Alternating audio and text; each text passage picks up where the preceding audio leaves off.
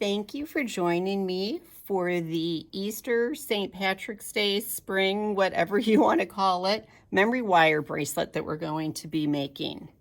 If you have a kit from us, you have a piece of this full hard memory wire, and it's got a little curl here on the end to keep the beads on, and the other end is open. And you also have a mix of beads.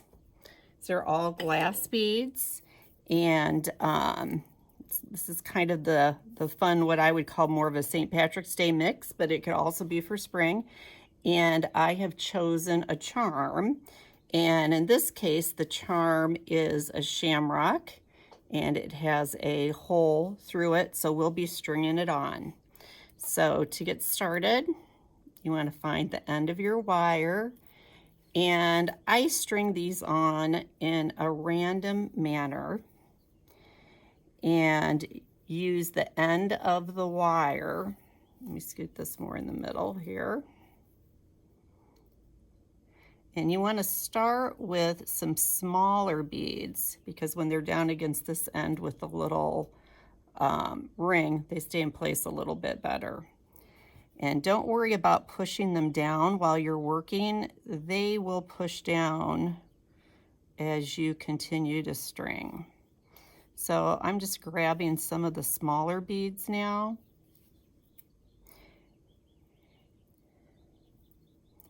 And to make it work out more evenly between small and large beads, I kind of follow the rule of thumb that you want about an inch, which is about the length of your pinky bent in, knuckle to knuckle, of smaller beads to every one larger bead.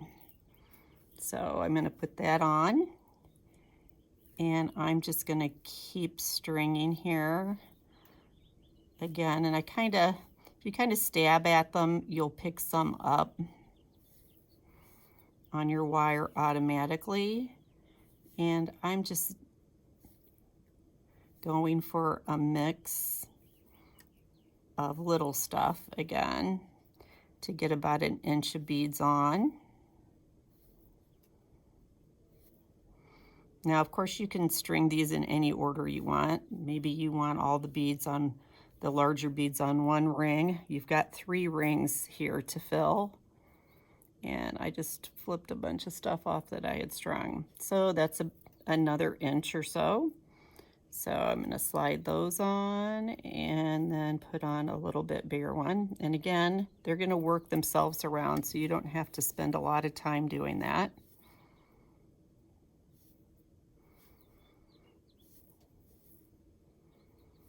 So I'm just poking through, and there seem to be quite a few bigger beads in here, so I'm going to pull on a medium one in less than an inch.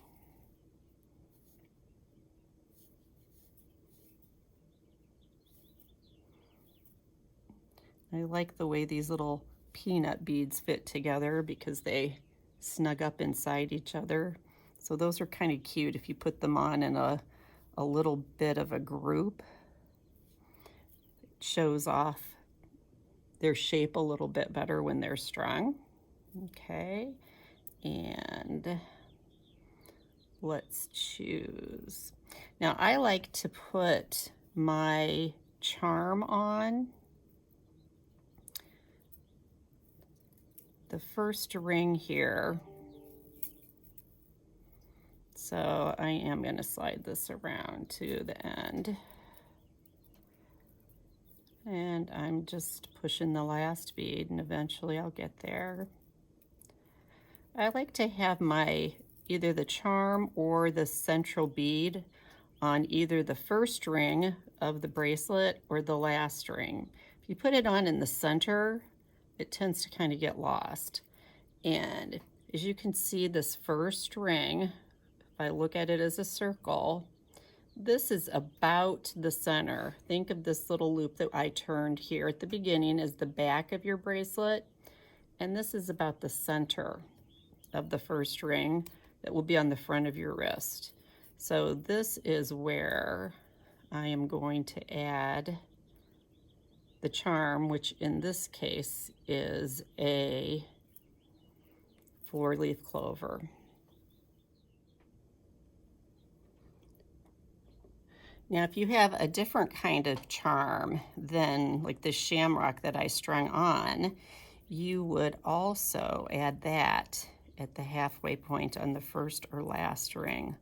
Let me get this shamrock back off. And I have a cluster of leaves here. You might have a bunny rabbit or a cross, but you want them to face, you know, outward if they are directional. And you just put, for the leaf, just the top ring on. The other ones have their own ring on them also. And I'm just gonna keep on working with my next inch or so of smaller beads. And since this is front and center, I'm not gonna put an inch on. I'm gonna grab something in like this dark green one, just to have a little more interest here in the front around the leaf charms. Okay, so I'm gonna continue to do this, and I'll join you back in a minute when I've finished up the rest of the rings of the bracelet. Okay, I'm coming to the end here, stringing my bracelet, and as you can see, everything has slid around here so that it's hugging the end of the curl, and I've got a couple inches left. So I do want to keep a little bit of slack in it because I've got it pulled out right now, but when I let it pull back, some of that slack gets taken up in this ring. So you don't want to force too many beads here on the end of the bracelet.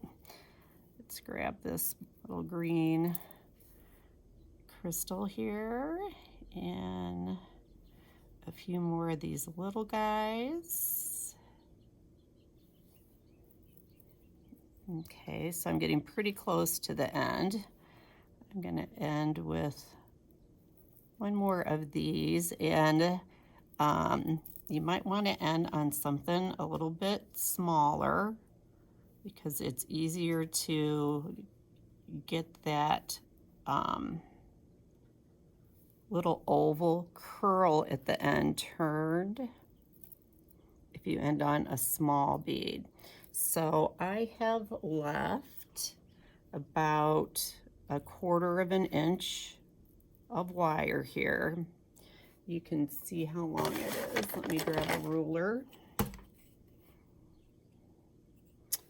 And it'd be nice if this one had better lines on it. Let's look here at the end. Millimeters would probably be easier to measure too. Try not to let them fall off while you're doing this. So I've got about 9 millimeters left, almost a centimeter of wire. So now I'm going to grab my round nose pliers. This is the plier that you'll want to use to curl the end up and make a tiny little loop. So I'm going to grasp the wire in my pliers, and you can either turn up or in. I usually go inward because the wire's kind of always curving this way around your wrist, so I find it a little bit easier. And what I'm doing is I'm pushing with my thumb hard, because this is stiff wire, as I turn the wire in my pliers, and I just keep giving it little pushes while I rotate the pliers in the loops until it touches at the end. And here we go. There is my finished bracelet. So I hope you had fun, and be sure to grab a kit and make one before you go. Thank you.